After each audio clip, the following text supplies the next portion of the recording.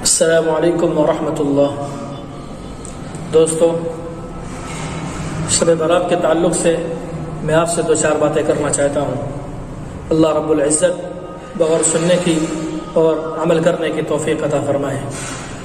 شب برات کے بارے میں سب سے پہلے میں آپ کے سامنے ایک مثال دیتا ہوں کہ ایک سائل، ایک فقیر بازار میں صدا لگاتا ہوا جا رہا ہے کہ کوئی ہے سخی جو مجھے کھانا کھلائے، کوئی ہے سخی جو مجھے کپڑا پہنا دے، کوئی ہے سخی جو مجھے کچھ عطا کر دے۔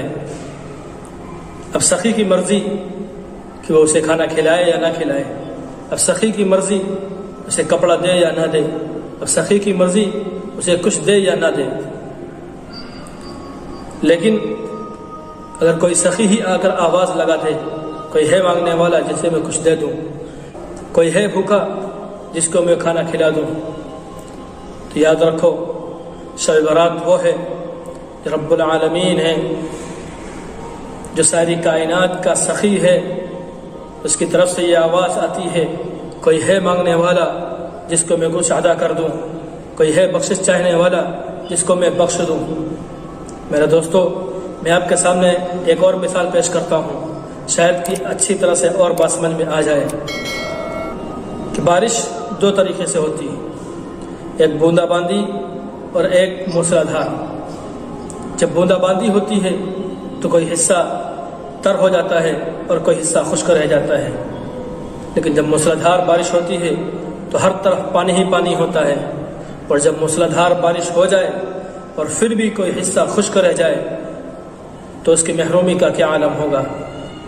بس آپ سمجھ لیں کہ شب برات میں اللہ رب العزت کی رحمت موسلا دھار بارش کی طرح برستی ہے۔ پھر بھی کچھ بندے ایسے ہیں جو اس رات میں اللہ رب العزت کی اس رحمت سے محروم رہ جائیں گے، اور اس رات کے اندر بھی ان کو کچھ فائدہ حاصل ہونے والا نہیں ہے۔ اچھا، ذرا مجھے بتائیں کہ بکریوں کے جسم پر جتنے بال ہوتے ہیں کیا آپ ان کو گن سکتے ہیں؟ عرب میں ایک قبیلہ تھا بنو کلاب، ان کے یہاں 50,000 سے زائد بکریاں ہوا کرتی تھی۔ حدیث میں آتا ہے اللہ رب العزت اس رات بنو کلاب کی بکریوں کے جسم پر جتنے بال ہیں ان کی تعداد کے برابر لوگوں کی بخشش فرما دیتے ہیں۔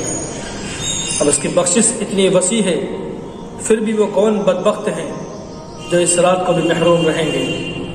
حضرت ابو موسیٰ اشعری رضی اللہ عنہ سے روایت ہے کہ رسول اللہ صلی اللہ علیہ وسلم نے ارشاد فرمایا، ان اللہ لا يطلع في ليلة النصف من شعبان فيغفر لجميع خلقه الا لمشرك او مشاهد، کہ اللہ تبارک و تعالی نصف شعبان کی رات متوجہ ہوتے ہیں اور اپنے تمام مخلوق کی بخشش فرما دیتے ہیں سوائے مشرک اور کینہ رکھنے والے کی۔ اور حضرت عائشہ صدیقہ رضی اللہ عنہ کی ایک روایت میں ہے کہ اس رات میں بھی 4 لوگوں کی بخشش نہیں ہوتی، رشتہ داری توڑنے والا، ٹخنوں سے نیچے ازار لٹکانے والا، ماں باپ کا نافرمان اور شراب کا عادی۔ اب ہم ذرا غور کریں کہ ہم کس فہرست کے اندر ہیں۔ اگر ہم انہی لوگوں کی فہرست میں ہیں جو اس رات کو بھی اللہ رب العزت کی بخشش سے محروم رہ جاتے ہیں، تو اللہ سے دعا کریں کہ اللہ تبارک و تعالی ہمیں اپنے نیک بندوں میں شامل فرما لے۔ دوسری بات جو عرض کرنی تھی وہ یہ کہ ہمارے معاشرے کے اندر شب برات کو تہوار کے طریقے سے منایا جاتا ہے۔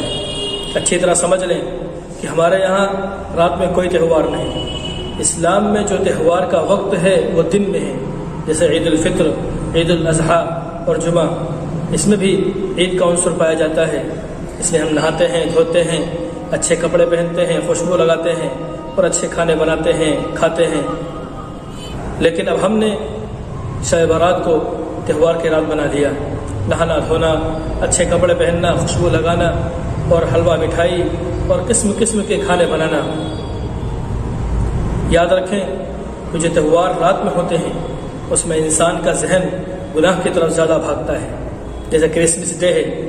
اب دیکھیں کہ کس طرح اس کے اندر شراب و کباب کی محفلیں سجائی جاتی ہیں اور طرح طرح کے گناہ کے کام ہوتے ہیں۔ بہت سارے لوگ کہتے ہیں کہ ہم تو اس کو تہوار کے طریقے سے نہیں مناتے، میرے بھائی، اب بظاہر زبان سے یہ کہتے ہیں لیکن عمل سے تو ظاہر کرتے ہیں کہ ہم تہوار منا رہے ہیں۔ اسلام کے اندر جو تہوار کا وقت ہے وہ دن میں ہے، رات میں کوئی وقت نہیں۔ رات میں یا تو آپ عبادت کریں یا پھر سو جائیں۔ دوسری بات، ہم لوگ اس رات کو قبرستان جانا ضروری سمجھتے ہیں، اور دلیل یہ دیتے ہیں کہ ایک بار رسول اللہ صلی اللہ علیہ وسلم رات میں چپکے سے اٹھے اور جنت البقیع تشریف لے گئے، اور پیچھے سے اماں عائشہ رضی اللہ عنہا بھی ہو لی۔ لیکن اس کے بعد کسی صحابی نے بھی یہ عمل اس رات میں نہیں کیا، لیکن پھر بھی اگر آپ جانا ضروری سمجھتے ہیں تو آپ صلی اللہ علیہ وسلم اپنی پوری زندگی میں صرف ایک بار قبرستان کے اندر اس رات میں تشریف لے گئے، وہ بھی چپکے سے اٹھ کر تنہائی میں۔ تو اگر آپ بھی جانا ضروری سمجھتے ہیں تو چپکے سے تنہائی میں اٹھیں اور قبرستان جائیں اور چپکے سے واپس آ جائیں۔ لیکن ہم نہا دھو کر، اچھے کپڑے پہن کر، خوشبو وغیرہ لگا کر، پورے اہتمام کے ساتھ بھیڑ لگا کر میلے ٹھیلے کی شکل اختیار کر کے جاتے ہیں۔ خدا را اس رات کو قبرستان نہ جائیں تو زیادہ بہتر ہے۔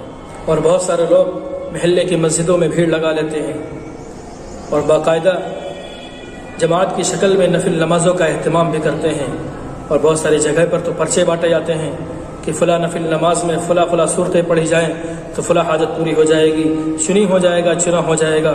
میرے بھائی، یہ سب فضول کی باتیں ہیں اور کچھ نہیں۔ اگر آپ کو نماز پڑھنا ہی ہے تو تنہائی میں اٹھ کر اللہ کے حضور حاضری دیں، نماز پڑھیں، قرآن کی تلاوت کریں، ذکر و اذکار کریں، اور اس طرح بھیڑ لگا کر جماعت کی شکل اختیار کر کے کوئی بھی نماز ادا نہ کرے۔ اللہ تبارک و تعالی ہم سب کو اس رات کی قدر کرنے والا بنائیں، اور جو کام کرنے کے ہیں ان کو کرنے کی، اور جن سے بچنا چاہیے ان سے بچنے کی توفیق عطا فرمائے۔ وآخر دعوانا الحمد للہ رب العالمین۔ جزاکم اللہ خیرا۔